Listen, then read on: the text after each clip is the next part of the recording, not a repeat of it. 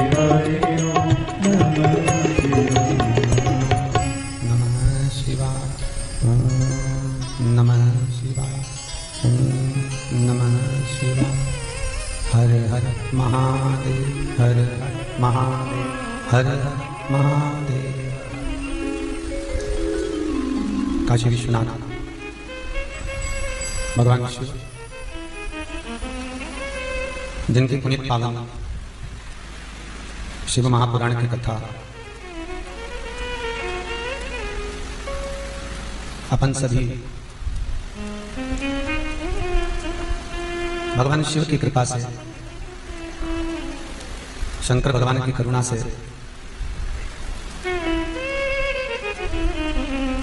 श्राद्ध पक्ष के इस पुनीत पावन अवसर पर भक्तों को भगवान शंकर की करुणा सदा बनी रहे, बाबा कृपा करते रहे।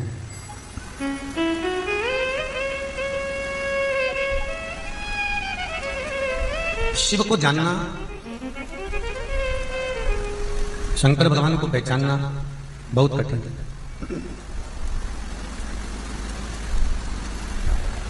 कितने कितने जन्म हमारे निकल जावे पर भगवान शिव को अगर जान गए तो फिर कोई जन्म होना ही नहीं।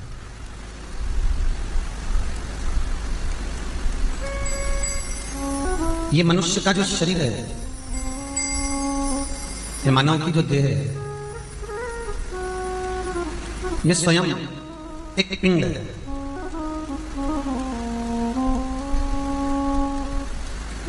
और ये शरीर बचपन, जवानी, अधेड़ी, बुढ़ापा, ये सारा की सारा जीवन जब मनुष्य का निकल जाता है तो जैसे माता के गर्भ में एक पिंड की तरह रहता है, उसी तरह बाद में फिर वो एक रात का ढेर बनकर पिंड ही हो जाता है।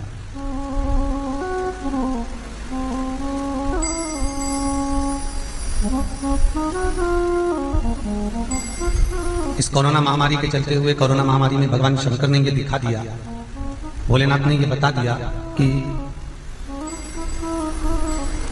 तू केवल किराए के मकान में रहता है और किराए का मकान एक दिन तुझे खाली कर कर जाना।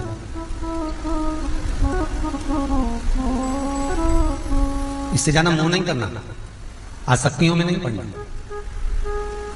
विषयों में हमें पढ़ना नहीं।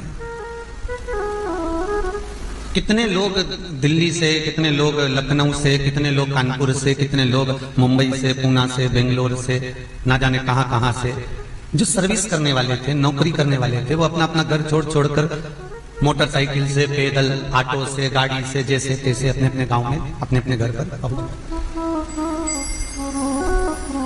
कितनी अच्छी जिंदगी मनुष्य जी रहा था, कितना अच्छा जीवन मानव निकाल रहा था, जी रहा था।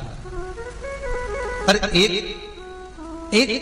क्षण की मेरे भोलेनाथ ने इस पृथ्वी को जो हिलाया, एक क्षण की जो बीमारी सम्मुख में आई और पूरा विश्व जो हिल गया,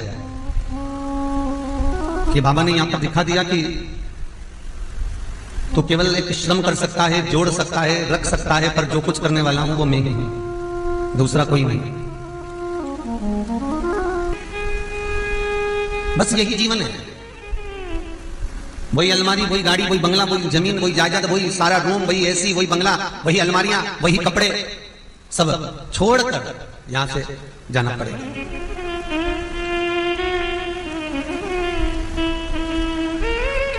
और तब कोई दूसरा नहीं आएगा, बस एक ही आएगा। जब तन में उठेगी ज्वाला, कोई पास न आने वाला, फिर कोई नहीं आएगा। आएगा तो केवल एक, वो मेरा परमात्मा, मेरा भोलेनाथ, मेरा शंभू, मेरा त्रिकालदर्शी, मेरा कैलाशी, मेरा अविनाशी, मेरा शिव, दूसरा कोई नहीं।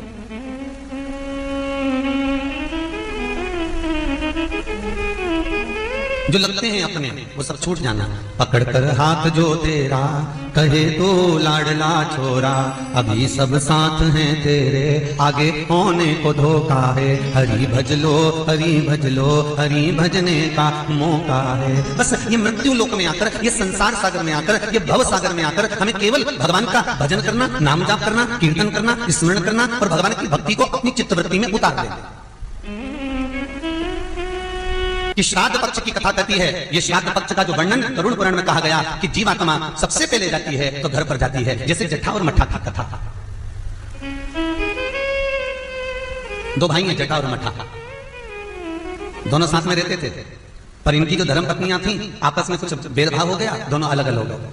जट्ठा बहुत धनपति था, मट्ठा थोड़ा सा गरीब था, दोनों अलग अलग रह गए।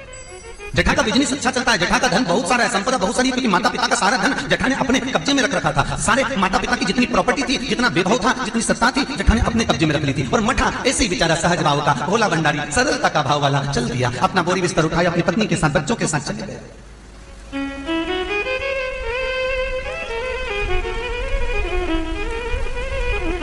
16 दिन श्राद्ध किया गया। एक दिन जट्ठा की पत्नी बोली, सुनो, इतना सारा गाड़ी बंगला जमीन जायदाद ढेर सारी है, 200 एकड़ जमीन, 200 बीघा जमीन है, 4 ट्रैक्टर हैं, गाड़ी बंगला ढेर सारा है, खूब वैभव बना हुआ है, पर अपन अपने घर में सेट बंद कर रहे थे, पर दुनिया को क्या मालूम कि अपने पास कितनी दौलत है, कितनी जायदाद है, अपने परिवार वालों को, रिश्तेदारों को किसको क्या मालूम कि अपने पास में कितनी सत्ता, अपन कितने राशि ठाट में रहते हैं। तो पति बोला क्या करना है? पत्नी बोली एक काम करो, तुम्हारे जो पिताजी मर गए थे उनका श्राद्ध आ रहा है, तुम्हारे जो पिता चले गए थे उनका श्राद्ध आ रहा है, एक काम करो, अपन अपने पिताजी का श्राद्ध रख देते, और श्राद्ध रखेंगे तो मेरे मायके वालों को और आपके पूरे परिवार वालों को, जो आपके रिश्तेदार मित्र हैं, दोस्त हैं, और मेरे मायके वाले, मेरी सहेलियां, मेरी बेस्ट फ्रेंड, सबको बुला लेंगे और उनको बड़े प्रेम से अपन भोजन करा देंगे। इतने में जट्ठा बोला कि भोजन बना तो खिला तो देंगे, पर भोजन बनाएगा कौन? इतना सारा फैला हो जाएगा, उठाएगा कौन? इतने में तुरंत जट्ठा की पत्नी बोली, वो देवर और देवरानी क्या करेंगे? बाप तो उनका भी था, पिता तो उनका भी था, वो आए देवरानी, और देवरानी आकर भोजन बनाए और देवर आकर बर्तन मांजे। चलो निमंत्रण सबको देने जा रहे हैं तो उनके घर भी चल जाए। आवाज लगाई, मठा, अरे ओ मठा। मठा ने दरवाजा खोला, छोटा सा झोपड़ा, गोबर से लिपा हुआ घर। मठा हाथ जोड़कर बोला, बड़ा भाई आया, बैठो भैया, हम बैठने नहीं आए तेरे घर में, कल पिताजी का श्राद्ध है, तेरे को बर्तन मांजने आना है, दुल्हन को भोजन बनाने आना है। श्राद्ध पक्ष में हमने ब्राह्मणी ढूंढी थी, ब्राह्मणी भोजन बनाने वाली मिल नहीं रही है, सब लगी हुई है इधर उधर। देवरानी बोली आना। भाभी हम आ तो जाएंगे, पर निवेदन इतना सा है कि पिताजी का श्राद्ध है, तो मन कर रहा है कि हम थोड़ी सी धूप छोड़ दें, इसके बाद जाएंगे। इतने में तुरंत भाभी बोली, सुन रे मठा, आना हो तो सुबह जल्दी आना, क्योंकि रखे हुए बर्तन कौन मांजेगा, भोजन कौन बनाएगा? इतनी देरी से आना है तो केवल खाने आ रहे हो, आने की जरूरत नहीं है, तुम दोनों की जरूरत नहीं है, मेरे को मत आना, तुम छोड़ दिया। जट्ठा गया, अपने ससुराल वालों को बुला लिया, मायके वालों को बुला लिया, सबको बुलाया। पितृलोक से जिसकी तिथि होती है, पितरों के भगवान जिनका नाम है आर्यमा स्वामी, कौवे पर बैठकर जिसकी तिथि होती है, उस तिथि के जीव को कौवे पर बिठाकर आर्यमा स्वामी लेकर आते हैं, और जिसकी यहाँ श्राद्ध होती है उसकी छत पर कौवा छोड़ते छोड़ते जाता है। इसलिए हिंदू धर्म में श्राद्ध में कौवे का बड़ा महत्व होता है, क्योंकि पितरों के देवता आर्यमा स्वामी कौवे पर बैठते हैं, और उसी कौवे पर हमारे घर के जीवों को लेकर आते हैं। और सबसे पहले वो जीव कहां जाता है श्राद्ध पक्ष में?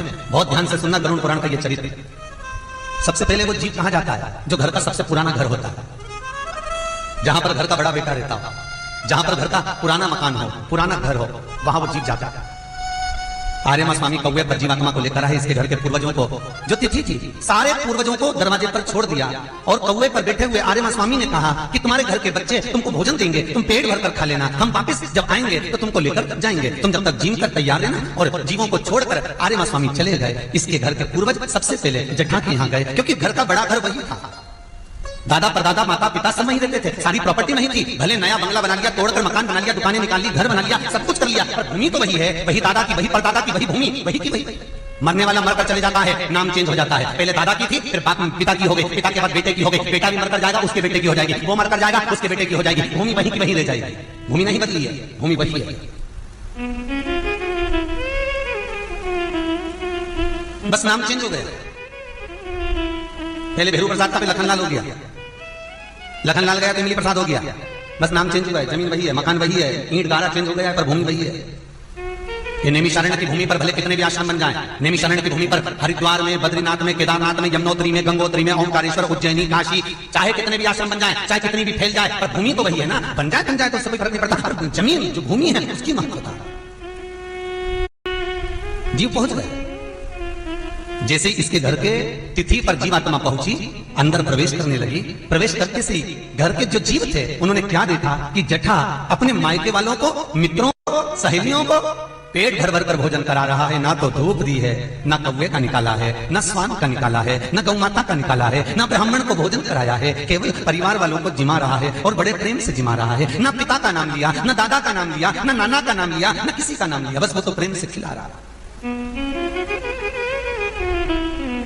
कहा के लगा लगा के लोग गुलाब जामुन, रबड़ी, भजिया, पकौड़ी, इमरती, जलेबी सब खा रहे हैं, बड़े प्रसन्न हो रहे हैं, बड़े प्रसन्न। जिसने दिया है उसका जयकारा होना चाहिए। ब्राह्मण जब भोजन करे तो उसका जयकारा होना चाहिए। यहां पर आशीष जी नाम बोलते हैं, कई लोगों के नाम ऐसे भी हैं कि नहीं बोले जाते, लिस्ट में आते आते हो सकता है हम मना कर देते हैं कि टाइम हो गया, कथा का कथा क्यों छोड़े, रोक देते। तो किसी को यह ना लगे कि हमारा नाम नहीं आया।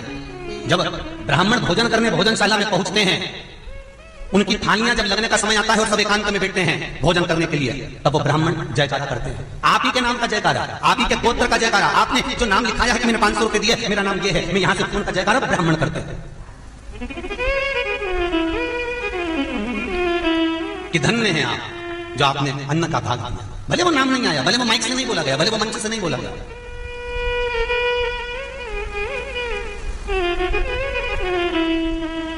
आज जटा के मायके वाले भी, ससुराल वाले भी भोजन कर रहे हैं, सब भोजन कर रहे हैं, पर ना तो नाना का जयकारा हुआ, ना दादा का जयकारा हुआ, ना उसके पिता का जयकारा हुआ, ना माता का जयकारा हुआ। पितरों की आंख में आंसू भर गए, बाहर आकर खड़े हो गए, इंतजार करने लगे आर्यमा स्वामी आएगा ना तो हमको लेकर गए। इतने में उसी तिथि को पिता का भी श्राद्ध था और उसी तिथि को नाना का भी श्राद्ध था। तो नाना ने अपने उस पिता से कहा, नाना और वो जीवात्मा की बात हो रही है कि एक काम करो, यहां से भोजन नहीं मिला तो छोटा बेटा तो है, अपन उसके यहां चल के देख लेते। इतने में पिता कहता है सारी प्रॉपर्टी तो इसने रख ली, सारी जमीन जायदाद तो इसने रख ली, सारी गाड़ी बंगला तो इसने रख लिया, वो तो बेचारा कबीलों के मकान में घास के झोपड़े में रहता है, खाने के लिए तो रोटी नहीं है, उसके बच्चे भूखे सोते हैं, तो मैं कैसे उसके दरवाजे पर जाकर उससे कुछ मांग लूं। कई लोगों का प्रश्न होता है, गुरुजी हम 4 भाइयों का परिवार है, पर पितृदोष मुझ पर ही क्यों आ रहा है, मैं क्यों तकलीफ हो रहा हूं, मेरे को क्यों कष्ट आ रहा है, मेरे क्यों पांव दुख रहे हैं, मेरे घर में क्यों ऐसी परेशानी आती है, सबकी सब तो सुखी है। ध्यान रखना, पितरों का जिससे लगाव होता है और जिसको पितरों ने दिया होता है, पूर्वजों ने दिया होता है, भगवान ने दिया होता है, लालसा उसी से होती है।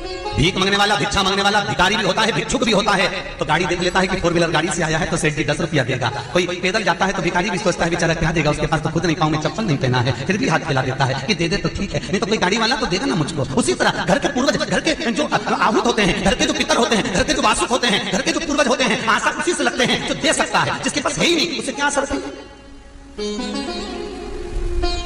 जिसके पास कुछ है ही नहीं उससे आशा रखना क्या।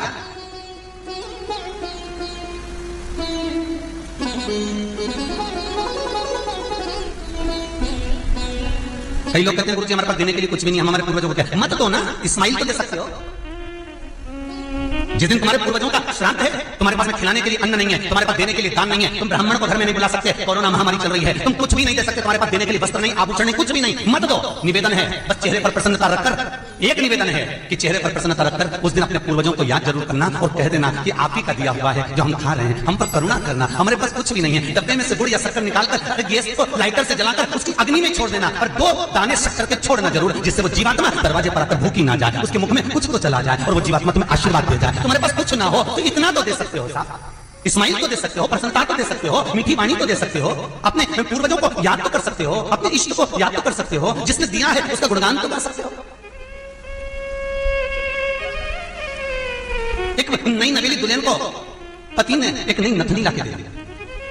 कबीरदास जी लिखते हैं नथनी दी यार ने तो दिया बखान, यार ने केवल एक नथनी लाकर दी है, पति ने केवल एक नथनी लाकर दी है, सोने की बड़ी सुंदर, सबको दिखा रही है, घूंघटे में उघाड़ उघाड़ कर दिखा रही है, मेरे पति ने दी है, झुमका बार बार दिखा रही है, मेरे पति ने दी है, मेरे पति ने दी है। एक नथनी मात्र 2000, 5000, 10,000, 20,000, 25,000, 50,000, 1 लाख, 2 लाख की नथनी पति देता है, सारे जगत को दिखा देते हो। वो परमात्मा देता है तो किसको क्यों नहीं बोलते कि उसने दिया है, उसको पूर्वजों ने दिया है, वो छोड़ कर गए थे तो हम खा रहे हैं। अगर वो छोड़ कर नहीं जाते तो रोड पर मिल जाते। लोग कहते हैं हमारी माँ ने हमको क्या दिया, हमारे पिता ने हमको क्या दिया, सब उसको देकर चले गए, भले वो किसी को दे जाए पर आशीर्वाद लिए बगैर मत जाने देना। भले वो कितना भी पक्षपात करें, भले वो कितनी भी बेईमानी करें, भले वो कितना भी कपट करें, वो सारी जायदाद उठाकर किसी को भी दे दें, पर उन माता पिता का सम्मान जरूर करना, क्योंकि वो मरते मरते आशीर्वाद जरूर दे जाएंगे कि मैंने तुझे कुछ नहीं दिया, ले मैं तुझे आशीर्वाद देता हूं। और जिसको देकर गए उसने शेयर मार्केट में लगाकर सत्यानाश मिला दिया और तुम्हें आशीर्वाद मिल गया तो तुम निहाल हो गए। वर चाहिए, आशीर्वाद चाहिए, धन दौलत नहीं, संपदा सत्ता नहीं।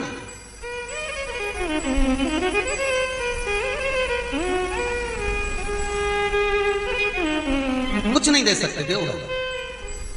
जटामठा की कथा कहती है, पूर्वज करे नाना जी ने अपने उस साथ में जिसका श्राद्ध था पिता का, उससे कहा बेटे के यहां चलते हैं, हो सकता है वो दे दे। वो गरीब है, उसके पास में कुछ भी नहीं, कुछ भी नहीं।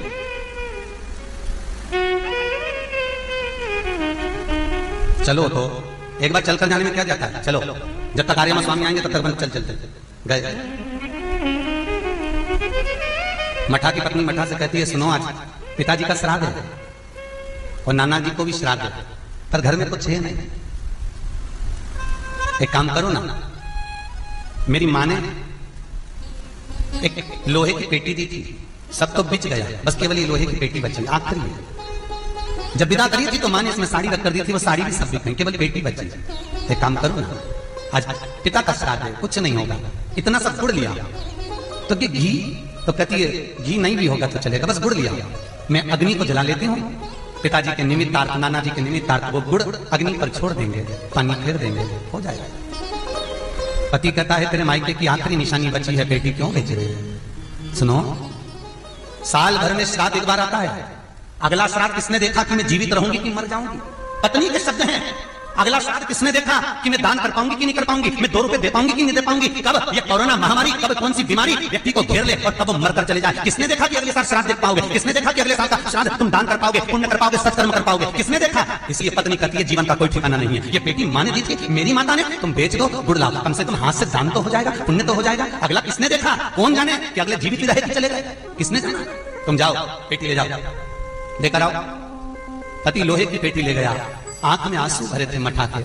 पेटी लोहार की दुकान पर कहता है, ये पेटी रख लो, थोड़ा सा गुड़ लेना है, कुछ रुपया दे दो, कुछ रुपया। लोहार कहता है, ये पेटी तुम घर ले जाओ, मैं तुमको रुपए दे देता हूं, तुम गुड़ ले लो। नहीं, अगर ये उधार के पैसे से मैंने अपने पूर्वजों का श्राद्ध करा तो मुझे लांछन देंगे, मेरे बाप क्या सोचेगा, मेरा पिता सोचेगा? बताओ, उधार लेकर हमारे लिए आदर कर रहा है, सत्कार कर रहा है? नहीं, तो कहा ये पेटी ले जाओ, तो मेरे यहाँ थोड़ी देर लोहा कूट लो। लोहार ने लोहा कुटवाया, थोड़ा सा रुपया दिया, वो लोहा थोड़ा सा रुपया लेकर गुड़ खरीद कर ले गया, पत्नी को दिया, पत्नी ने थोड़ा सा अग्नि को प्रकट करा, अग्नि को प्रकट कर पति ने दोनों ने मिलकर धूप दी। जैसे ही अग्नि पर उस गुड़ को डाला गया, दरवाजे पर नाना और पिता दोनों खड़े थे, गुड़ की गंध पाकर उनका पेट भरा गया, बहुत देर तक खड़े रहे। पिताजी नाना जी से बोले, चलो साहब चले। अब नाना जी बोले, चल तो चले, पर बेटे ने पानी नहीं दिया, बेटे ने जल नहीं दिया, बेटा जल देना भूल गया। नाना जी बोले, कोई बात नहीं, आर्यमा स्वामी आएंगे, जब तक अपन चलते घाट पर पानी पीलेंगे, ये तो बच्चे के अपने। नाना उसके पिता को लेकर घाट पर चले गया। घाट पर जाकर नाना और पिता पानी पीते, इतने में धर्मपत्नी ने पति से कहा, मठा से चलो जी, अब ये धूप ठंडी करने चलते हैं। ठंडी करने गए, हाथ की अंजलि में पानी लिया तो याद आया कि हम पिता को पानी पिलाना भूल गए। जैसे ही पानी दे रहे थे, आर्यमा स्वामी सामने आकर खड़े हो गए, तुमने अपने पूर्वजों का पेट भर दिया, भले सुगंध से भरा पर भर दिया। आर्यमा स्वामी कहते हैं, मठा मैं तुझे वर प्रदान करता हूं, जिंदगी में कभी तेरी हार नहीं होगी, तेरा धन वैभव वंश बढ़ेगा। श्राद्ध करने वाले का वंश नहीं घटता, श्राद्ध करने वाले का वैभव नहीं घटता, श्राद्ध करने वाले का धन नहीं घटता। कोई सोचे मैंने 500 दे दिया, 200 दे दिया, 1000 दे दिया, 5000 दे दिया तो घट गया, नहीं, बढ़ता है, उन्नति की ओर बढ़ता, वंश घटता नहीं। आर्यमा स्वामी मठा के पिता नाना से कहता है, धन्य है तुम्हारे बच्चे। पिता और नाना रुककर आर्यमा स्वामी से कहते हैं, इसने तो दे दिया, पर उसने तो अपने परिवार को धन दिखाने के लिए हमको कुछ ना दिया, कुछ ना। जा, जिंदगी कष्टप्रद होगी, जितना मुस्कुरा रहा है उतना रोएगा। शिव महापुराण की कथा कहती है, जीवात्मा अगर श्राद्ध पक्ष में श्राद्ध का भोजन पितरों को नहीं मिलता तो वो पितरलोक में जाते हैं, भूखे रहते हैं। जो दूसरे पितर खा खा कर आते हैं, साल भर उनकी जो राल टपकती है, हमारे पितर उस राल को चाट चाट कर अपना पेट भरते हैं। इसी को पितृदोष कहते हैं, बद्दुआ देते हैं, इसको पितृदोष कहा जाता है। अरे 16 दिन ही तो है, माँ अपने बेटे को देखती है, लालसा करती है, मैंने इतना दिया है बाबा तेरे। बाप अपने पुत्र को देखता है, हम एक दिन आते हैं रे, थोड़ा सा दे सकते हो।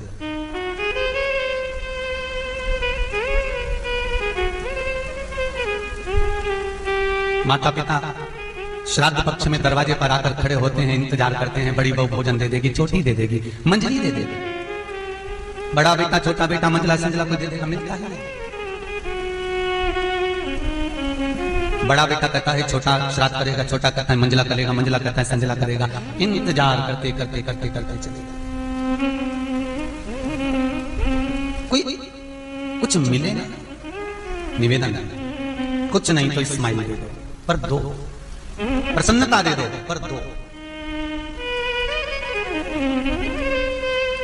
जगत गुरु शंकराचार्य जी एक जगह भिक्षा मांगने के लिए, भिक्षाम दे। छोटी सी लड़की अंदर जाकर मम्मी से कहती है, माँ दरवाजे पर कोई संत आया, भिक्षा मांग रहा है।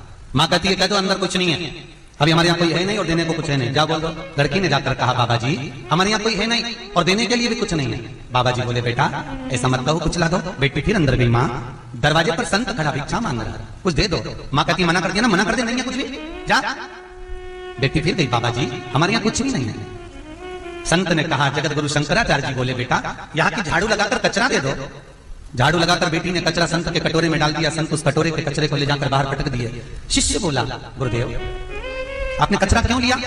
जगत गुरु शंकराचार्य जी कहते हैं, मैंने कचरा इसलिए लिया क्योंकि इसकी मां ने इस बेटी को सीख दी कि मना कर दे दरवाजे पर जाकर के कुछ नहीं है। अगर ये बेटी को ऐसा संस्कार आ गया तो जब भी कोई बात होगी, हर बात में एक ही बात कहेगी, चाय की पत्ती थे ही, शक्कर थे ही। जब डब्बा खोलेगी तो मुंह से एक ही शब्द निकलेगा, दूध नहीं है, ये नहीं है, वो नहीं है, नहीं है, नहीं नहीं का शब्द इस लड़की की जिंदगी में आ जाएगा। और जिस घर में ब्याह कर जाएगी उस घर को पूरा चौपट कर देगी, ना ना बोलते बोलते। एक काम करा मैंने, बस उसको देने की आदत डाल दी। भले उसने कचरा दिया पर दिया तो सही। अगर आज देने की आदत होगी तो बाद में भी देती रहेगी। कई कई घर की बहुएं, कई कई घर की बेटियां ऐसी होती हैं कि खुद के लिए, बच्चों के लिए, अपने लिए तो खूब खर्च करवा लो, और जहां माता का नाम आ जाए, पिता का नाम आ जाए, किसी का नाम आ जाए तो देने में जान छूट जाती है। हम कैसे दे दें? जब तुम तुम्हारे माता पिता के लिए नहीं करोगे तो तुम्हारी औलाद तुम्हारे लिए करेगी क्या रे? अरे बोलो तो रे भेरू, अच्छे से बोलो, करेगी नहीं? कौन करेगा? जब आपके पूर्वज यहां आकर नैमिषारण्य में पानी मांग सकते हैं, भोजन मांग सकते हैं, तो मेरा शंकर का मुझे विश्वास है कि वो तुम्हारे दरवाजे पर किसी भी रूप में आकर, कैसे भी, भले स्वप्न में, निंद्रा में, शरीर का भारीपन कर कर, रोमावली से रोंगटे खड़े कर कर, वो किसी रूप में भी आकर दर्शन दे सकता है, पर देगा। क्योंकि वो आहूत, वो पितर आज आपसे भाग लेकर जा रहे हैं। अब वो आपके सम्मुख में शिव महापुराण की कथा सुनने के बाद जो आहूत हैं, गर्भस्थ जो मरे हुए हैं, जो कुंवारी अवस्था में मरे हुए हैं, आप सब ने ये कथा सुनकर उनको तार दिया है। वो भी अभिलाषा लेकर आए थे इस संसार में, बहुत तमन्नाएं थी कईयों की, हम बहुत जिएंगे, हम बहुत आनंद में रहेंगे, पर ना जाने कौन सी गति कब उनकी श्वास छूट गई। अभिलाषाएं रखी की रखी रही, वो जी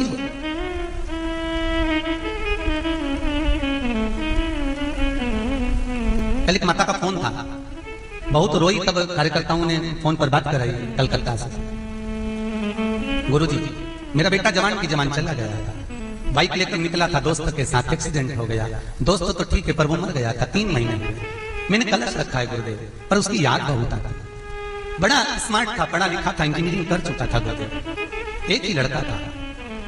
मैं उसके लिए क्या कर सकता हूँ? मेरा एक ही पुत्र था। मैंने कहा, माँ आपने उसके लिए कलश रख दिया, कथा सुन रही हो, बेलपत्र चढ़ा रही हो। एक माँ 9 महीना गर्भ में रखकर जिस बच्चे को संभाल कर रखती है, उसने अगर उसका शव देखा है तो उसके प्राण कैसे चले ना गए? अगर तूने देखा है तो बस वो भाव रखकर तूने अगर बेलपत्र चढ़ा दिया, तेरा बेटा भटकेगा नहीं। मुझे मेरे शंकर पर विश्वास है, मेरे शिव पर मुझे भरोसा है, मेरा शंकर उसे अपना लेगा, क्योंकि सबको मेरा शिव अपना था। मरने के बाद लोग शमशान क्यों लेकर जाते हैं? कहीं दूसरी जगह क्यों नहीं? शमशान इसलिए क्योंकि मैं शिव है। दुनिया के सारे सताए हुए, दुनिया के सारे ठुकराए हुए, दुनिया में जो किसी को नहीं झेल सकता वो शंकर ही झेल सकता है। आखिरी में जब डॉक्टर बिहार जाते हैं तो कहते हैं उस पर विश्वास रखो, अब उसके हाथ में है। तो वो कौन? वो शिव ही है। वो त्रिकालदर्शी, वो शंभु, वो कैलाशी, अविनाशी मेरा शंकर ही है, वो कोई दूसरा नहीं हो सकता। वो गर्दानी मेरा भोलेनाथ ही है। दिल्ली में तो रिसर्च कर रहे हैं डॉक्टर, जो लोग वेंटिलेटर पे पड़े हैं उनमें से आधे से ज्यादा लोगों के लिए महामृत्युंजय के पाठ ब्राह्मणों से करवा रहे हैं कि ये कितनी जल्दी ठीक होते, तो वही अंतर मालूम पड़ा जिनके लिए महामृत्युंजय का जाप दिखाया था वो तुरंत ठीक होना चालू हो गए। क्यों? क्योंकि शंकर सम्मुख है, महामृत्युंजय है, मृत्यु पर भी विजय प्राप्त करने वाला, कालों का काल महंकाल है। अकाल मृत्यु वो मरे जो काम करे चंडाल का, और काल उसका क्या बिगाड़े जो भक्त हो महाकाल का। शंकर का अगर भक्त है तो कुछ नहीं बिगड़ सकता। शंकर के चरणों में छोड़ दो, शिव के द्वार छोड़ दो, क्या बिगड़ेगा? मुझे विश्वास है आपका जो कलश रखा है, मुझे विश्वास है आपने जो पोथी रखी है। हमारा नियम, हम ये हर साल तो पोथियां रखते नहीं है। कई लोग तो हर साल, कोई गया में, कोई वृंदावन में, कोई काशी में, कोई कहीं, हर साल लोग रखते हैं, पर हमारा ऐसा नहीं है। हम तो कई सालों के बाद, और कई सालों के बाद, कम से कम 15-20 साल हो गए होंगे, तब जाकर ये शिव महापुराण की पोथी रखी। और अगला नंबर ना जाने कब बाबा देगा, तब सोचा जाएगा। धंधा नहीं है, बिजनेस नहीं है, ये मेरा शिव है। और तुमसे मांगकर, तुमसे लेकर हमारा गुजारा नहीं होगा। गुजारा तो मेरा बाबा विश्वनाथ ही कर सकता है, क्योंकि उसका नाम है विश्वनाथ, जगत का नाथ है वो, विश्व का भरण पोषण करने वाला। देना जरूर पूर्वजों को, इस्माइल दे देंगे। लोग कहते हैं कि 16 दिन अच्छे काम नहीं करना चाहिए, 16 दिन ये मत लो, 16 दिन वो मत लो। कौन सी पुराण में लिखा है? एक बार मुझे वो पुराण जरूर बताना कि 16 दिन ये सामान मत खरीदे, 16 दिन ये चीज मत लेना। क्योंकि शिव महापुराण में और शास्त्रों में वर्णन आता है कि 16 दिन श्राद्ध के हैं, ये पूर्वजों के हैं। आप पूर्वजों का नाम लेकर, अपने पितरों का स्मरण कर कर, तुम्हारी मर्जी पड़े वो खरीदो, तुम्हारी मर्जी पड़े वो लाओ, और सबसे पहले उन पूर्वजों को सम्मान पूर्वक वो वस्तु समर्पित कर दो कि आपकी है, आपको संभालना है, आपने दी है, आपके द्वारा आई। पूर्वज खुश होंगे। तुम्हें बढ़ता हुआ देखकर तो पितर खुद आशीर्वाद देते हैं। कौन माँ होगी जो अपने बच्चों को बद्दुआ देगी? कौन पिता होगा जो अपने बच्चों को बद्दुआ देगा? अगर माता पिता अपने बेटे को गाली भी देते हैं, बद्दुआ भी देते हैं, तो बाद में रोते हैं, आंख में से आंसू निकलती है। एक माँ अपने बेटे को चिल्ला देती है तो बाद में रोती है। अगर माँ अपने बच्चों पर हाथ उठा देती है तो बाद में रोती है। तो क्या मरने के बाद पितर तुमको बद्दुआ देंगे? नहीं, पितर आशीर्वाद देते हैं। बस इतना जरूर कहते हैं कि मैं छोड़कर गया था रे, मैं तुझे देकर गया था रे, मुझे भूल क्यों गया? तू थोड़ा देता क्यों नहीं है? मेरे को अन्न का भाग देता क्यों नहीं है? बस वो याद करते हैं, वो आपसे मांगने की, क्योंकि आप उसके पुत्र हो, आप उसके संतान हो, आप उसके वंश के हो, आपसे ललकता है उसको, किसी दूसरे से नहीं।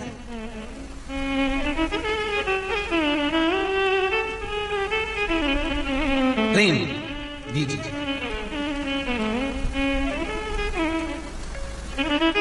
भले कोई किस भाव से आए, उसका आदर हो, उसका सम्मान हो।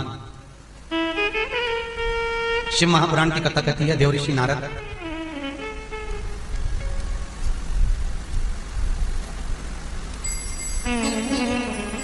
भ्रमण करते करते तब साधना करने के लिए बैठे थे। और देवऋषि नारद जब तक साधना करने के लिए बैठे तो उन्होंने काम पर विजय प्राप्त कर लिया। काम पर विजय प्राप्त कर, काम पर जब विजय प्राप्त करी तो सबसे पहले देवऋषि नारद कामदेव को जीतने के बाद भगवान शंकर के द्वार पर पहुंचे। और ये बताने के लिए नहीं पहुंचे कि मैंने काम को जीत लिया। शंकर भगवान को बताने ये पहुंचे हैं कि मैं जिसको जीता हूं उसको आप नहीं जीत पाए। कामदेव को आपने नहीं जीता था, मैंने जीता। बहुत सुंदर प्रसंग है महाराज। अगर भगवान धन दे, दौलत दे, सत्ता दे, वैभव दे, गाड़ी बंगला दे, तो निवेदन है अभिमान को थोड़ा सा घटाते चले जाए।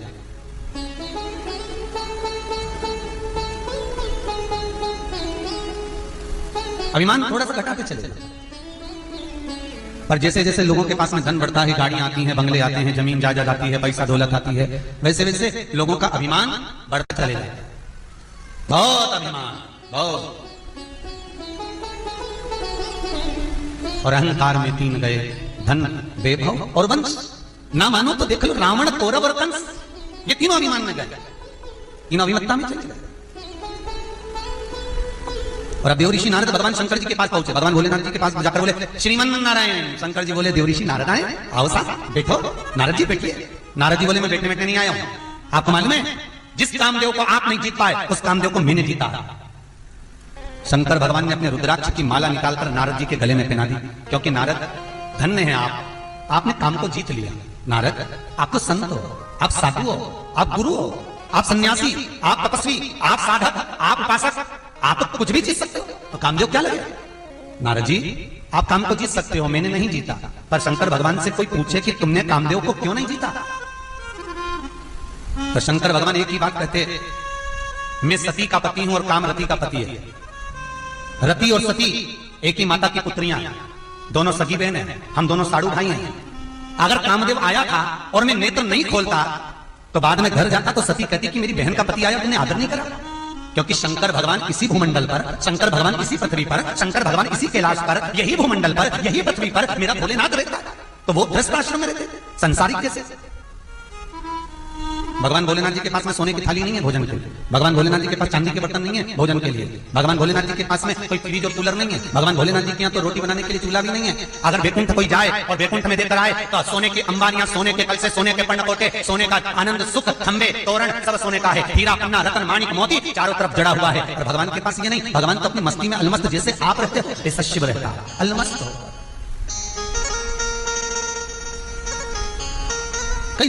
कई बार माता पार्वती ने भी कहा भोलेनाथ जी दुनिया को आप इतना दे देते, चोर को कुबेर बना दिया, लंकाधिपति रावण को सोने की लंका दे दी, भस्मासुर को आशीर्वाद दे दिया भस्म होने का, ये दुनिया को इतना दिया, अपने पास भी तो कुछ रख लो, अच्छा थोड़े बंगला मंगला गाड़ी माड़ी लिया, थोड़ा अच्छा जोरदार बना लो। शंकर भगवान बोले पार्वती ये सब मेरे पुत्र हैं और घर के बच्चे फले फूले, घर के बच्चे आगे बढ़े तो माता पिता खुश होते हैं, इसलिए अपने को कुछ नहीं चाहिए, ये बढ़े, ये आगे जाए, ये तरक्की करे, ये उन्नति करे, ये बढ़ते रहे, अपने को कुछ नहीं चाहिए,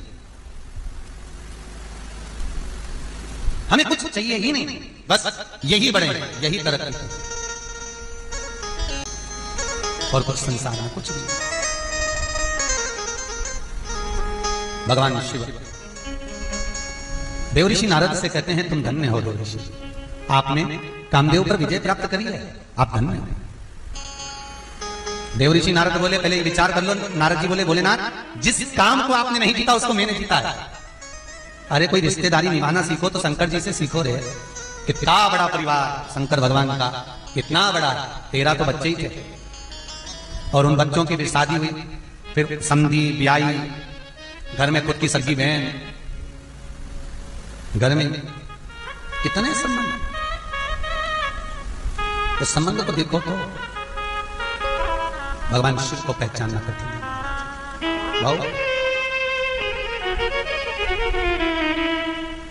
शिव को पहचाना देव ऋषि नारद नहीं पहचाने, निकल कर गए।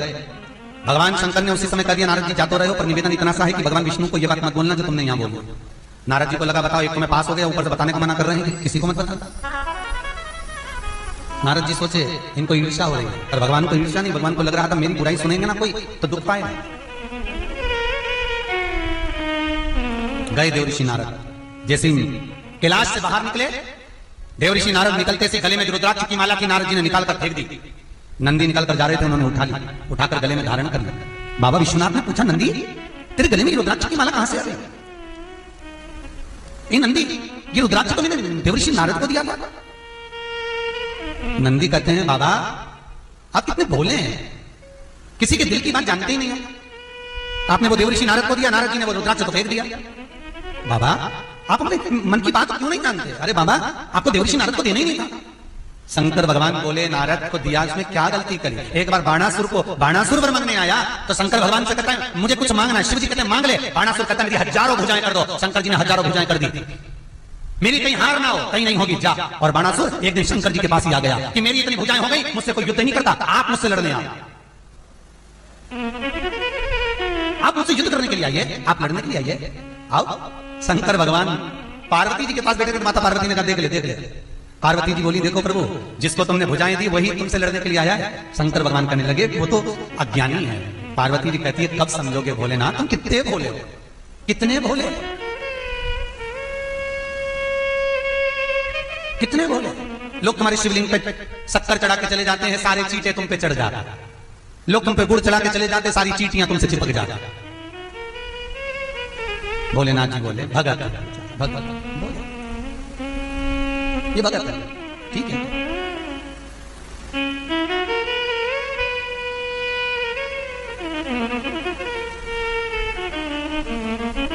कोई बात नहीं, ये तो मेरे अपने, इनको नकार तो सकता नहीं, ठीक है। देव ऋषि नारद जैसे ही गए शंकर भगवान ने एक ही शब्द नंदी को कहा कर्म का भोग मनुष्य को भोगना है। इसने मेरे गले की माला को उतार कर जमीन पर फेंका है, एक दिन ये भी जमीन पर जाए, तो चिंता मत कर, कर्म भोग है, भोग। फिर निवेदन करूंगा, किसी से नहीं डरना, मत डरो, पर अपने कर्म से डरना। कर्म का भोग तो परमात्मा को भी भोगना पड़ता है। तो मनुष्य क्या लगता है,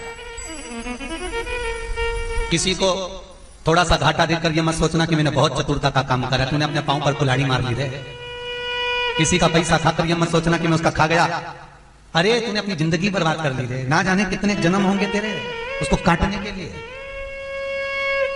एक कथा पहले भी सुनाई, आज फिर सुनाता, शिव महापुराण का बड़ा सुंदर प्रसंग है। एक सेठ जी सबको उधार पैसा देते थे, पर कागज पे लिखवा लेते थे, उधार लेकर जा रहे हो तो लिख के दो, या जन्म में दोगे कि बाद जन्म में दोगे। जो चतुर होता था वो कहता था यही जन्म में दे देंगे, जो चतुर नहीं, सेठ जी सबको देते। एक चोर को मालूम पड़ा कि सेठ जी उधार पैसा देते। चोर गया सेठ जी के पास, उसने सोचा थोड़ा सा उधार भी मांग लूंगा, सेठ जी की तिजोरी देखी आऊंगा, दूसरे दिन चोरी कर लूंगा। पहुंच गया, सेठ जी हमें उधार पैसा चाहिए। सेठ जी ने पूछा काहे के लिए? मेरी बेटी की शादी है सेठ जी, 50,000 रुपए दे दो। सेठ जी ने कल ले जा, या जन्म में देगा कि जन्म में? सेठ जी अगले जन्म में। सेठ जी ने कल लगाओ, अंगूठा लगवा लो, सिग्नेचर करवा लो, सिग्नेचर करवा लो, अंगूठा लगा लो, अगले जन्म में। अब सिग्नेचर करवा लो। चोर ने देख लिया कि तिजोरी में इतना माल है, देख लिया इतना माल, और चोर चले गया। रात्रि के समय आया, सेठ जी बैठकर काम कर रहे थे। चोर अपने चुपचाप से जाकर जहां गाय भैंस बनती थी उस भैंस के तबेले में जाकर छुप जाता, भैंस के बाड़े में जाकर छुपा जहां भैंस बनती थी, और सेठ जी के जाने का इंतजार कर रहा है कि सेठ जी जाएं और मैं इसके घर में प्रवेश करूं। जैसे सेठ जी उठकर गए, जैसे सेठ जी उठकर गए और जैसे ही उठकर जाते हैं वैसे ही चोर घर में प्रवेश कर जाता है, और घर में प्रवेश करा, जैसे धीरे से निकलने लगा, और धीरे से निकलते ही बस निकल ही रहा था, इतने में भैंस आपस में बात करने लगी। भैंसे वापिस आपस में बात करने लगी। एक भैंस ने दूसरी भैंस से पूछा, जी ये तो बता कि अपन सेठ जी के यहाँ दूध दे रहा है तो कितने साल से दे रही? वो के में 6 साल से सेठ जी के यहाँ दूध दे रही, एक केरी में 4 साल से दे रही, एक के में 8 साल से दे रही, एक के में 3 साल से दे रही। पर ये तो बता कि अपन सब सेठ जी के आखिर दूध क्यों दे रहे हैं? तो उसमें बूढ़ी सी भैंस बोली, ये सेठ बड़ा चतुर है, सबको उधार पैसा देता है और कागज पे लिखवा लेता है कि या जन्म में दोगे कि वाह जन्म में। जो उसी जन्म में दे देता है तो वो तो छूट जाता है, और जिसने कहा अगले जन्म में देंगे तो अपन सबने खूब उधार लिया था, इसलिए इस जन्म में भैंस बन के निचोड़ निचोड़ के दे रहा है, हिसाब कर रहा है, निचोड़ निचोड़। तुमसे भी निवेदन है रे, जितने सुन रहे हो, किसी का लिया हो तो दे देना, नहीं तो निचोड़ निचोड़ के निकालेगा।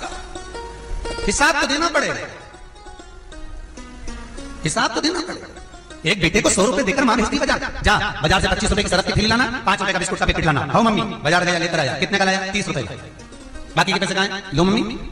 एक माँ अपने बेटे को अगर पैसे 100 रुपए देकर भेजती है तो हिसाब लेती कि नहीं लेती? लेती है ना। 100 रुपए का हिसाब जब एक माँ अपने बेटे से ले सकती है तो वो भी तो 100 साल का हिसाब लेगा कि नीचे जाकर करा क्या था, कहाँ गवा दी? 21,600 श्वास, 3.5 करोड़ रोम छिद्र मनुष्य के शरीर में दिए थे, एक एक भजन के लिए दिए थे, कीर्तन के लिए दिए थे। वो श्वास कहाँ गई? कहाँ गया बचपन? कहाँ गई जवानी? कहाँ गई अधेड़ी? कहाँ गया बुढ़ापा? वो पूछेगा खड़ा कर कर।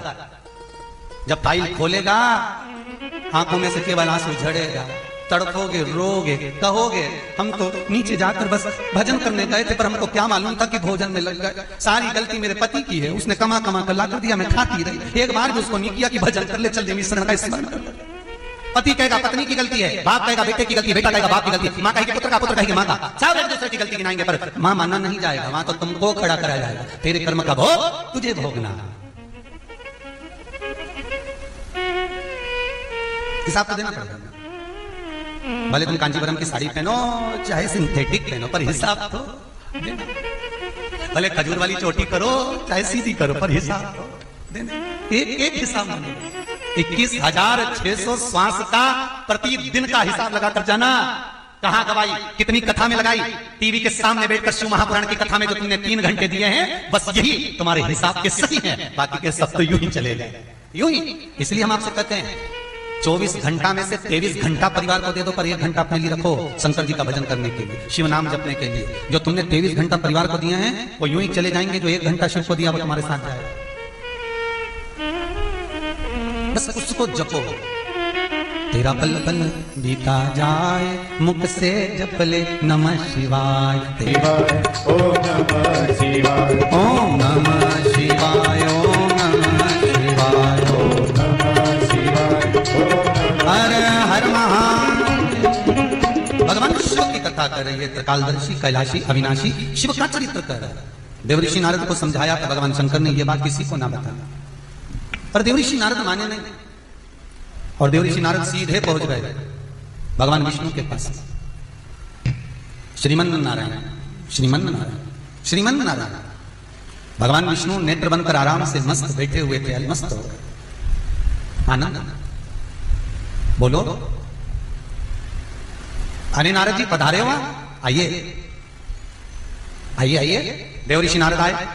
भगवान शंकर ने देवऋषि नारद को बैठने के लिए आसन दिया, पर नारद जी नहीं बैठे क्योंकि अहंकार इतना समाया हुआ था, अभिमान इतना भरा हुआ था। इतना अभिमान देवऋषि नारद के भीतर भरा था कि भगवान शंकर ने आसन दिया तो नहीं बैठे, पर भगवान विष्णु ने आसन ही नहीं दिया, क्योंकि भगवान विष्णु को लगा शंकर जी ने दिया तो बैठे नहीं, तो यहां क्या बैठेंगे। तो भगवान विष्णु ने पूछा ही नहीं कि बैठोगे कि नहीं बैठोगे। जिस व्यक्ति को बहुत अभिमान रहना है, बहुत ज्यादा अभिमान, बहुत, उसका अभिमान एक दिन कहीं ना कहीं टूटता जरूर है, ये पक्का। बस वो घड़ी, वो पल, वो क्षण जरूर है। देवऋषि नारद, भगवान विष्णु ने नहीं कहा कि तुम बैठो, भगवान विष्णु ने तो पूछा भी नहीं कि बैठो कि नहीं बैठो। नारद जी बोले तुमने तो हमको बैठने का तो बोलेंगे प्रभु। भगवान बोले बैठिए। अब जब खुद ही कह रहे हैं कि बैठने का नहीं बोला तो बैठिए। अब देवऋषि नारद जी बोले प्रभु मैं कुछ बताना चाहता। भगवान विष्णु उठकर बैठ गए। बोलो क्या बोलना चाहते। देवऋषि नारद ने कहा जिस कामदेव को भगवान शंकर नहीं जीत पाए उस कामदेव को मैंने जीता है। भगवान विष्णु तो स्तुप्त हो गए, मौन। क्या बोले, क्यों? लक्ष्मी जी चरण दबा रही हैं और चरण दबाते दबाते माता लक्ष्मी ने नारायण जी के चरणों को छू कर हिलाया। प्रभु क्या हो गया?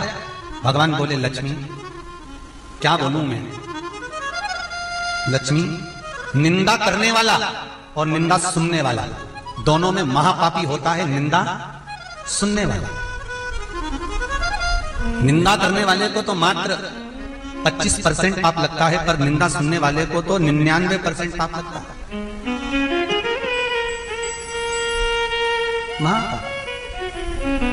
भगवान विष्णु स्तुप्त हो। लक्ष्मी जी बोली तुम बोलते क्यों नहीं, क्या हो क्या गया? शंकर भगवान की निंदा सुन ली मैंने। तो लक्ष्मी जी बोली उसमें क्या होना, उसमें दुख किस बात का? भगवान बोले लक्ष्मी बस बात तो इतनी सी है ना कि तू समझ नहीं सकती है। अरे लक्ष्मी, एक बार प्रभु बाबा ने ये शब्द कहा था कि शंकर की निंदा करने वाला और निंदा सुनने वाले का शीश जानवर का लगेगा, पशु का लगेगा। अरे लक्ष्मी, मैंने निंदा सुनी है इसलिए मुझे भी घोड़े का सिर लगेगा, और इस नारद ने निंदा करी है तो उसको बंदर का सिर लगेगा। शंकर की निंदा सुन ली। कई लोग कहते हैं हम शंकर का प्रसाद नहीं लेते, कोई कहता है हम शंकर के मंदिर नहीं जाते, कोई कहता है हम शंकर के द्वारे नहीं जाते। अरे मत जाओ, पर निंदा तो मत करो। शंकर जी कहते निंदा मत करो, बस भले मत आओ, क्योंकि मुझे मालूम है तुम ऐसे नहीं आओगे तो मरने के बाद आओगे। आओगे जब निपटूंगा, तुम आओगे तो शरीर बांध कर लाया जाएगा।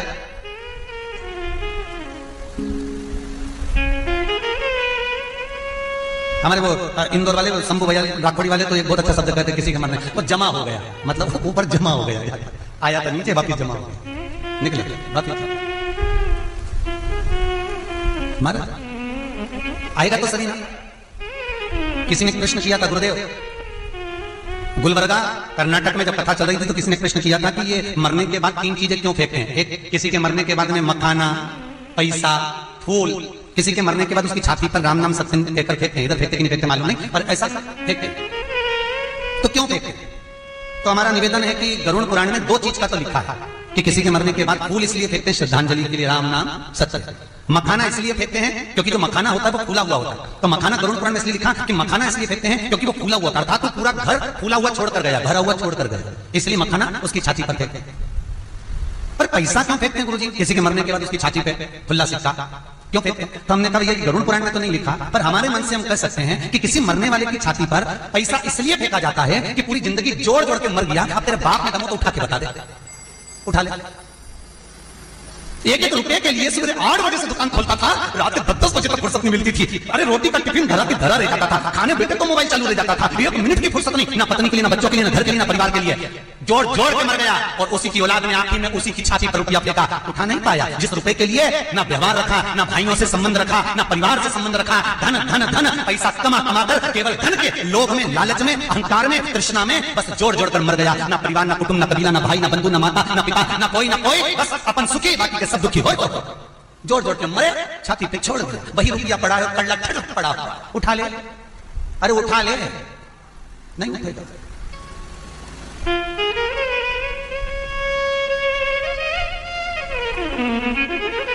बड़ा मुश्किल है।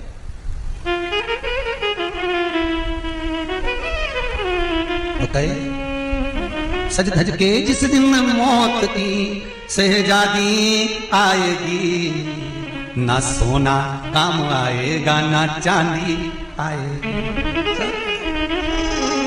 सब मिट्टी का तू सोने जैसा मान है तेरे,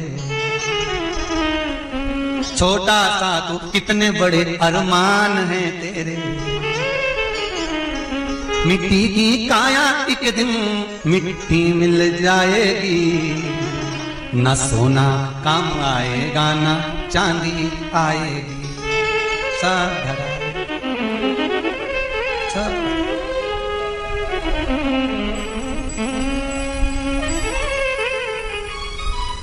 रखा भगवान विष्णु लक्ष्मी जी से करें, मेरे नारायण माता लक्ष्मी से करें। मैंने निंदा सुन ली, मेरा निवेदन है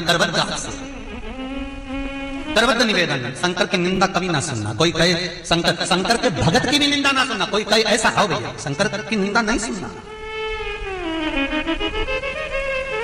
शिव की क्या निंदा, बस विश्वास शंकर पर रखना, वो तार देगा। यहाँ पर क्या उपाय है वो ही बताए गए।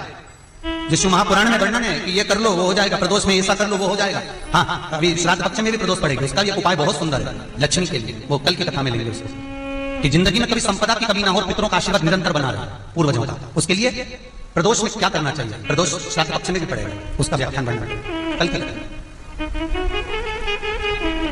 शिव स्मरण, अगर विश्वास है तो शंकर है, हम क्यों निंदा करें शंकर, हम शंभू की क्यों निंदा करें। बाबा ओगड़दानी भगवान शंकर की निंदा कर तो दी देवऋषि नारद ने। भगवान जैसी नारद जी कहकर निकले, जैसे ही कहकर निकले, भगवान विष्णु ने लक्ष्मी जी से कहा जाओ जल्दी से तुम्हारी गाय का गोबर लेकर। जो गाय ब्याही ना हो, जो कुंवारी हो, उसका गोबर लाओ। तो लक्ष्मी जी बोली जब जब घर में अगर कोई आता था तो अपन अमृत से लीपते थे, और आज आप कह रहे हो कि बैकुंठ का दरवाजा, सीट, गादी जिसपे नारद बैठा उसको कुंवारी गाय के गोबर से लीप दो। क्यों? देवऋषि नारद के जाने के बाद गाय के गोबर से लिपा रहे हो, क्यों? भगवान विष्णु कहते हैं लक्ष्मी, ये निंदा का कीड़ा एक ऐसा होता है जो किसी को चिपक गया तो वो उसमें डूबता चले जाता। ये कीड़ा किसी को नहीं लगना चाहिए। दुनिया के लोगों को सबसे ज्यादा रस निंदा में ही आता है। उनको 3 घंटा कथा में बिठा दो, 3 घंटा कहीं होटले पे चुगली करने बिठा दो, उसकी बहू राम रोज ऐसी तैयार होके सुबह से निकले दादा, ना जाने 25 बार बाजार जाए, फिर आए, कभी आलू लाए, कभी गिलकी लाए, कभी भिंडी लाए। उनका छोरा इतना कमारिया पूना में जॉब कर रहा, लाखों रुपया मिल गया। बता अभी निंदा से कौन सा लाभ मिल रहा? पर निंदा रस डूबे। भगवान कृष्ण ने पूतना को कहां मारा था? पूतना भगवान कृष्ण को लेकर कहां बैठी थी? यशोदा जी के घर के बाहर, दरवाजे के बाहर जो ओटली बनी थी, उस ओटली पर पूतना बैठी थी। इसलिए हिंदू धर्म में दरवाजे के बाहर जो ओटला होता है, ओटली होती है, वो बुराई का प्रतीक होती है, क्योंकि मैं पूतना बैठी थी। उस ओटली पर, उस ओटले पर जो बैठेगा वो निंदा ही करेगा। 4 माताएं जिस ओटले पे इकट्ठी हुई, कभी भजन नहीं होगा, निंदा चालू हो जाएगा। चाहे घर की बहू की हो, बेटे की हो, किसी को निंदा होगी, क्योंकि वहां पूतना बैठी थी। इसलिए मेरा निवेदन है, जितनी माताएं ओटले पे बैठे, इनसे निवेदन है, मत देखना मैं पूतना बैठी थी। तुम पूतना हो क्या? ओटला बुराई का प्रतीक है, ओटला निंदा का प्रतीक है। वहां बैठकर केवल चुगली होती, निंदा होती, बुराई होती ना। और किसी के सामने आप किसी की निंदा कर भी दोगे तो होगा क्या? बोलो कुछ होने वाला है? कई माताओं की आदत है कि बहू की निंदा कर देती है। क्या होगा निंदा करने से? बहू सुधरेगी क्या? अगर करना है तो बहू की तारीफ करो, बहू सुधर जाएगी पक्का। भले उसने गुलाब जामुन बिगाड़ दी, भले उसने जलेबी बिगाड़ दी, भले उसने कुछ भी बिगाड़ा हो, सब्जी बिगाड़ दी, और बेटा अगर भोजन करने बैठा और कह दे आज खाना किसने बनाया, नमक तक नहीं डाला, मिर्ची तक नहीं डाला, इतने में माँ आकर कह दे बेटा बूढ़ी हो गई, आंख से दिखता नहीं है, हाथ से बनता नहीं है, इसलिए नमक रह गया होगा। बहू को लगेगा मेरी सास आज पक्ष ले ली है, एक दिन बहू तुम्हारा पक्ष ले लेगी, और तुमने चालू कर दिया इसको तो कुछ बनाना आता ही नहीं है, बाप के घर से सीख के ही नहीं आई, तो बहू भी जो करिया आन दे मेरी बारी, फिर बताऊं तेरे को, रुक जा।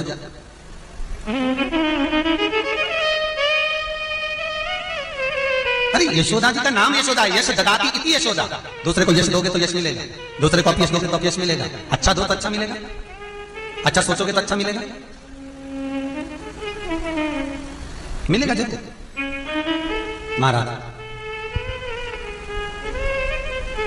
गाय के गोबर से लिपाया, ये निंदा का किया नहीं, लगना देवऋषि नारद चल दिए, भगवान विष्णु ने विचार करा इसका अहंकार ज्यादा आ गया, इसका विमान तोड़ूंगा, और भगवान विष्णु ने लीला रच दी, सील निधि राजा की कन्या का स्वयंवर था, देवऋषि नारद ने देखा इतनी सुंदर कन्या, सबकी शादी हो गई, मैं तुम्हारा रह गया, मेरी ओर हो जाए, बस मेरी शादी हो,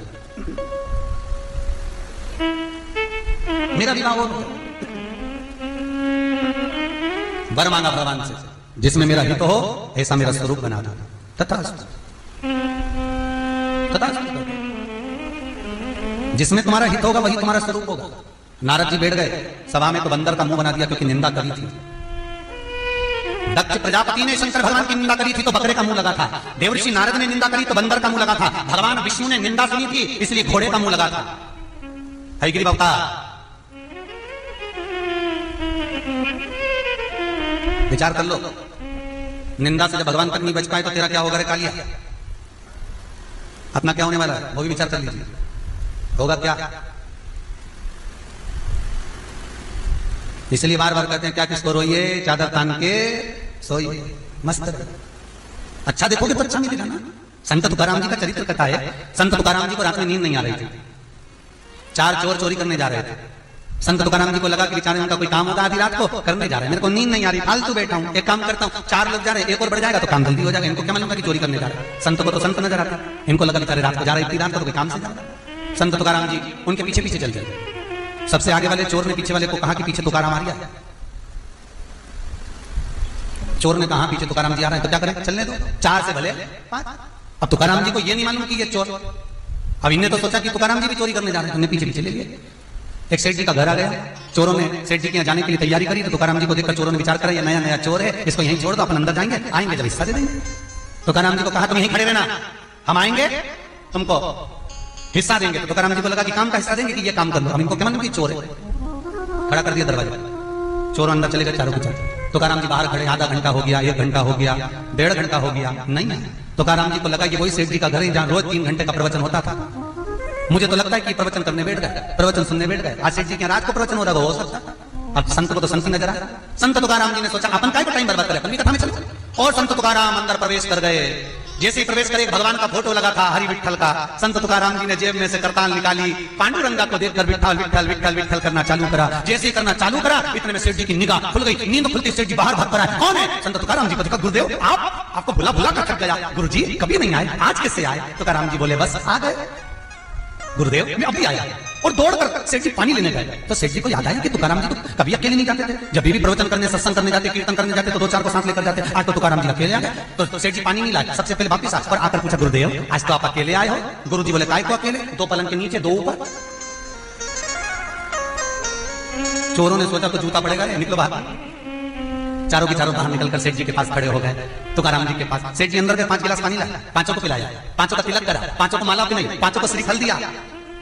तुकाराम जी जाने लगे, सेठ जी कहने लगे गुरुदेव और आना। गुरु जी बोले भैया मैं कौन आने वाला, ये तो चारों लिया है तो आ गया, मैं खाने वाला। सेठ जी ने चारों के पांव पड़ लिए, कृपा करना गुरु जी को और लिया ना।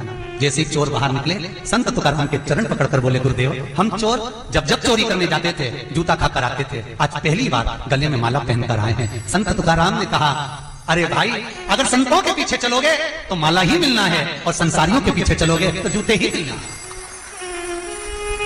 जूता ही नहीं। देवर्षि नारद विचार कर रहे हैं कि मेरा वो स्वरूप कर दो जिसमें मेरा हित हो। भगवान ने वही स्वरूप कर दिया जिसमें तेरा हित हो। बैठ गए, बंदर का मुख लगा। कन्या गई नहीं क्योंकि भगवान की माया थी, भगवान विष्णु के गले में माला पहना दी, मायापति माया को ले गए। नारद जी को क्रोध आ गया, भगवान को श्राप दे दिया। जब श्राप दे दिया उसके बाद पछतावा हुआ कि मेरा ऐसा स्वरूप बना क्यों, मेरा बंदर का मुख बना क्यों।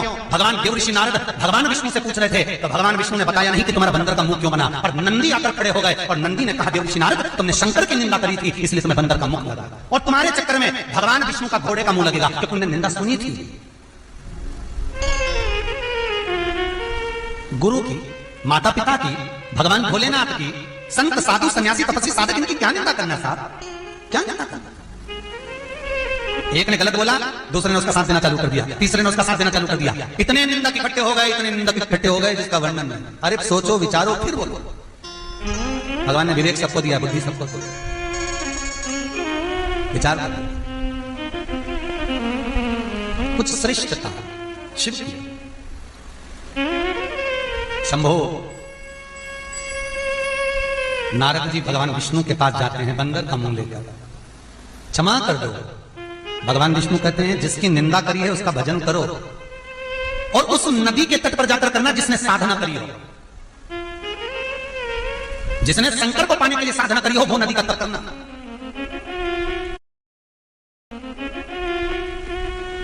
गोमती, गोदावरी, मंदाकिनी, गंगा, क्षिप्रा, नर्मदा, सारी नदियों को देखते हुए अंत में देव ऋषि नारद चंद्रभागा नदी के तट पर पहुंच गए। चंद्रभागा नदी जिसने शंकर को पाने के लिए अखंड तप करा था, साधना करी थी, चंद्रभागा नदी। वो चंद्रभागा जो भगवान हिमालय राज की बहन की पुत्री है, वो चंद्रभागा तप साधना में शंकर को रिझाने के लिए अखंड व्रत, अखंड साधना, अखंड तप करती है, वो चंद्रभागा। घोर तप माता चंद्रभागा ने भगवान शंकर को रिझाने के लिए कहा।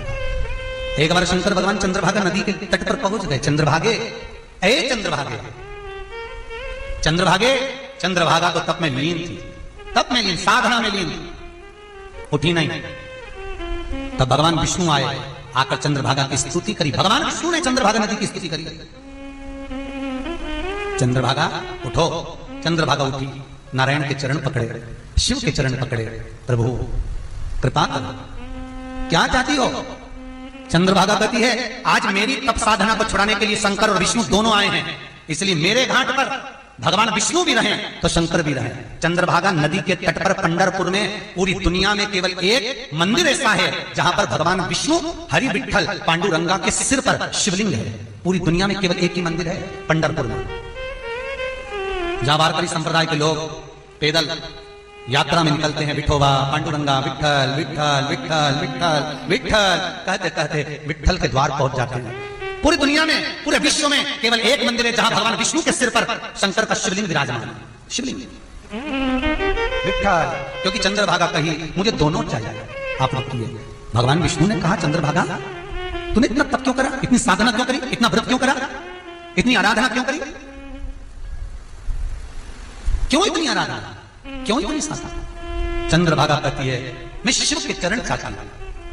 शंकर भगवान कहते हैं चंद्रभागा मैं तो भले तुझे ना मिलूं पर तुझे वर देता हूं, तेरे नदी की बालू रेत का शिवलिंग कोई बनाएगा, बनाकर पूजन करेगा, जिस कामना से पूजेगा उसकी वो कामना सफल होगी, उसकी वो कामना पूर्ण होगी। चंद्रभागा नदी के तट पर स्नान करने वाले शिवलिंग का निर्माण कर पूजन करते हैं, पूजन करते हैं। भगवान शिव की आराधना में देवऋषि नारद चंद्रभागा नदी के तट पर बैठकर साधना करते हैं। शंकर प्रसन्न होते हैं, नारद मांगो। नारद कहते हैं क्षमा कर दीजिए, गलती हो गई, बहुत गलती, निंदा कर दी है मैंने, आप गलती है। बस आप कृपालु, आप दया करने वाले हो, आपके सिवा है कौन। और शंकर से तो बस थोड़ा बहुत ही आपने कह दिया, शंकर को तो थोड़ा सा जल चढ़ा दिया, 3 बार ताली बजा दी, बम बम बोल दी, उतने में तो शिवराजी हो जाते हैं, दे देते हैं सब कुछ, सर्वस्वता शिव दे देते हैं, सर्वस्व। इसलिए तेरे डमरू की धुन सुन के मैं काशी नगरी आई हूं। देवऋषि नारद भगवान शिव की आराधना करें। शिव मिल गए, वर दे दिया। देवऋषि नारद का अज्ञान जो था वो टूट गया। माता जगतजननी जगदम्बा माता पार्वती मेनावती के गर्भ से प्रकट होती है। कल कथा में अपने श्रवण करा था कि माता पार्वती, देखो मैना, धन्या और कला, मैना, धन्या और कला ये पितरों की 3 बेटी हैं। पितृलोक में जो पितर रहते हैं उनकी 3 बेटियां मैना, धन्या और कला। एक बार सनकादिक ऋषि तप कर रहे थे, ये तीनों जा रही थी, इनके लहंगे की चोट, क्योंकि पहले जो माताएं लहंगा पहनती थी ना तो उसमें रतन बहुत लगे रहते थे, उसकी चोट मैना, धन्या, कला की चोट सनकत कुमार को लग गई। सनत कुमार को क्रोध आता है, हरिओ मैना, धन्या और कला, तुम तीनों के वस्त्र की चोट हमको लगी है, हम तुम्हें श्राप देते हैं कि मृत्यु लोक में तुम्हें जन्म लेना पड़ेगा, पृथ्वी पर तुम्हें जाना पड़ेगा।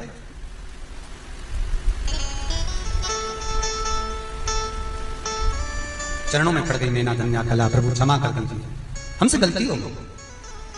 कोई संत, कोई साधु, कोई सन्यासी, कोई साधक, कोई उपासक साधना करे तो उसको चोट ना लगे, उसको चरण ना लगे, गलती हो गई, क्षमा मांगी। तो सनत कुमारों ने कह दिया तुम्हें मृत्युलोक में जन्म तो लेना पड़ेगा, पर सुनो तुमने क्षमा मांगी है, इसलिए तुम्हारे गर्भ से, तुम्हारी गोद में 3 देवियां खेलेंगी जो जगत का कल्याण करेंगी।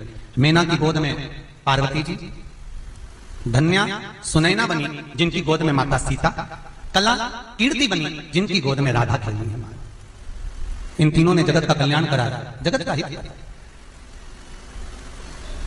तीनों की गोद। माता पार्वती का प्रागट्य, माता पार्वती का जन्म, देवऋषि नारद ने ज्ञानोपदेश दे दिया और देवऋषि नारद ने ज्ञानोपदेश दिया। इनका जो पति होगा भस्मी रमाने वाला, जटाजूट बांधने वाला, माता मीनावती ने सोच लिया लड़की नहीं ब्याऊंगी। देवऋषि नारद ने कहा यदि ये पार्वती शिव की आराधना करे तो शंकर इसको पति के रूप में मिल जाएगा, शिव पति के रूप में मिले। वहीं पर माता पार्वती जी की बड़ी बहन गंगा खड़ी थी और गंगा जी ने सुन लिया कि शंकर की अगर आराधना करी जाए तो शिव पति के रूप में मिल जाए। शिव महापुराण की कथा कहती है जितनी आराधना माता पार्वती जी ने शंकर जी को पति बनाने के लिए करी, उससे लाख गुना साधना माता गंगा शिव को पति बनाने के लिए करी। महाराज साधना तप मां गंगा करती रही, खूब खूब। एक दिन पार्वती जी ने देख लिया गंगा जी को कि मेरी बड़ी बहन शंकर जी की आराधना कर रही है, शिवलिंग का निर्माण करती है, पार्थिव शिवलिंग का पूजन करती, विसर्जन करती। पार्वती जी ने सोचा शंकर एक के पति होंगे, या तो मेरे या गंगा के, पर मैंने इतना तप करा है तो शिव मेरे पति होना चाहिए। तो पार्वती जी ने चाल चली, आज अपनी सहेली को बुलाकर कहा सखी मैंने सुना है अगर कोई किसी संत पर 1 लोटा पानी फेंक कर मार दे तो संत प्रसन्न हो जाते हैं, वर दे देते। गंगा बड़ी भोली थी, उसने सुन लिया कान लगाकर, सुन लिया। अच्छा, ये कान लगाने के चक्कर में बहुत गड़बड़ी हो जाती है। एक बार कक्षा 8वीं का पेपर, एक के पीछे एक बच्चे बैठे, लिखने को आ गया कि दिल्ली की सबसे ऊंची मीनार का नाम लिखो, तो आगे वाले बच्चे ने लिख दिया कि दिल्ली में कुतुब मीनार है, पीछे वाले ने आगे वाले का देखकर लिख दिया दिल्ली में कुतिया बीमार है। देखा देखी में भी कई बार गड़बड़ी हो जाती है, सुनने में भी गड़बड़ी हो जाती हो गया। और गंगा जी ने सुन लिया, दुर्वासा बाबा निकल कर जा रहे थे, गंगा जी ने 1 लोटा पानी फेंक दिया। दुर्वासा जी को क्रोध आता, अरे ओ गंगा, तो हिमालय राज की बड़ी बेटी होकर तूने मेरा अपमान करा है, मैं तुझे श्राप देता हूं कि तू स्त्री के शरीर को त्याग कर जल के रूप में बहेगी, तो पानी बनेगी। गंगा की आंख में आंसू भर गए, गंगा के नयन में जल भर गया और रो रही है, आंखों से अश्रु निकल रहे हैं। मेरी बहन ने मेरे साथ चाल चली। गंगा ने हाथ में जल लिया और जल लेकर माता गंगा पार्वती को श्राप देने वाली थी। इतनी देर में शंकर भगवान आकर खड़े हो गए, गंगा इस पार्वती को श्राप मत दो, ये मेरी अर्धांगिनी बनी। गंगा कहती है प्रभु मेरी बहन ने मेरे साथ चाल चली है, मैं इसको श्राप दूंगी। भगवान शिव कहते हैं गंगा ऐसा मत कर। गंगा कहती है स्वामी मैंने आपको अपना बनाने के लिए इतनी तप साधना करी और मेरी बहन ने मुझे श्राप दिलवा दिया, आप मेरे नहीं हो सकेंगे। भगवान शंकर कहते हैं गंगा चिंता मत कर, तेरा और मेरा संबंध रहेगा, पार्वती के गर्भ से संतान नहीं होगी, मेरी संतान तेरे जल से जन्म लेगी। भगवान शंकर के 11 बच्चे गंगा के जल से प्रकटे हैं।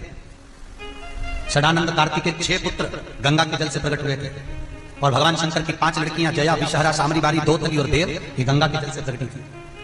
पार्वती जी के तन से तो उपतन से केवल एक गणेश जी और काशी में अशोक सुंदर केवल 2।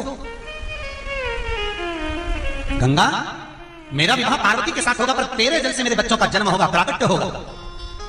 और गंगा तू चिंता मत कर, दुनिया के लोग जब गंगा के घाट पर आएंगे डुबकी लगाएंगे, हर हर गंगे कहेंगे, तेरा नाम मेरे नाम के साथ जोड़ा जाएगा, तू मेरी कहलाएगा। गंगा रोती है, नैनों से नीर बहता है, स्वामी आप मुझे अर्धांगिनी नहीं बनाएंगे, आप मुझे पत्नी नहीं बनाएंगे। शंकर भगवान कहते हैं गंगा क्या बताऊं, तेरा तप पार्वती के तप से ज्यादा है, तेरी साधना पार्वती की साधना से ज्यादा है, तेरे व्रत पार्वती के व्रत से ज्यादा है, मैं तुझे अर्धांगिनी नहीं बनाना चाहता। क्यों?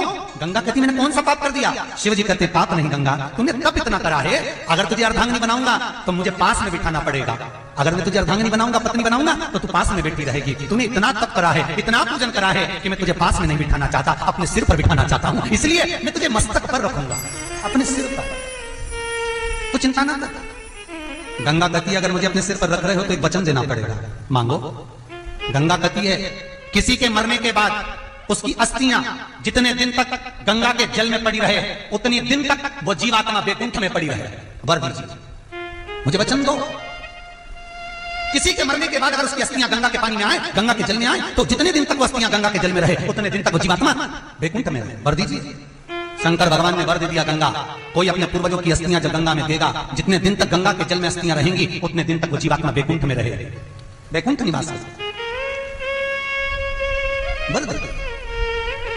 पार्वती के साथ शिव जी का विवाह हो गया। शिव पार्वती कैलाश पर विराजमान थे। मां जगतजननी जगदम्बा ने अपने तन पर गाय के गोबर का लेपन करा, लेपन कर कर उस लेपन को जब निकाला तो एक पुतला तैयार करा, एक पुतला जिसको लोग गोबर का गणेश कहते हैं, गोबर गणेश। तन के उपतन को निकालकर पुतला तैयार करा, उस पुतले में प्राण दे दिए। कल कथा में कहा था कर्म का भोग भोगना है। शंकर भगवान को भी श्राप लगा था कि तुम्हारे हाथ से तुम्हारा पुत्र का शीश कटे। बालक में प्राण आ गए, विनायक नाम हो गया, दरवाजे पर छोड़ दिया। मां स्नान करने गई, शंकर भगवान अंदर आने लगे, रोक दिया, बालक का शीश कटा, हाथी का मस्तक, हाथी का। मां जगतजननी आंखों में अश्रु भरती है, रो बिलखती है, मेरे बेटे का शीश कट गया। तब भगवान शंकर ने गण भेजकर हाथी का शीश बुलवाकर लगवाया है, हाथी का मस्तक। भगवान लंबोदर गणेश के लाए, बोल गणेश जी महाराज की। भगवान शिव आनंद में विराजमान हुए। समय आया आज भगवान शंकर के तेज पुंज को अग्निदेव सूर्यदेव ने ले जाकर गंगा जी को दिया, तो गंगा जी की 6 धारा से 6 पुत्र भगवान शंकर के प्रकट हुए। ये बालक 6 एक साथ रोते, एक साथ दूध पीते, एक साथ जल पीते। गंगा मैया परेशान हो गई इन 6 के कारण। गंगा जी ने कृतिकाओं को बुलाया, संतों की पत्नियों को बुलाया, हे कृतिकाओं इनका पालन तुम करो। संतों की पत्नियां एक एक बालक का पालन करने लगी, पर बालक एक साथ रोते, एक साथ दूध पीते, बड़ी परेशान हो गई कृतिकाएं, बड़ी परेशान।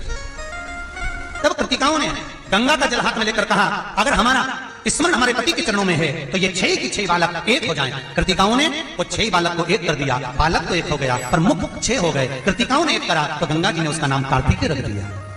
षडानंद कार्तिकेय जी का प्राकट्य हुआ, जिन कार्तिकेय ने जाकर तारकासुर का संहार, चारों तरफ आनंद स्थापित हो गया।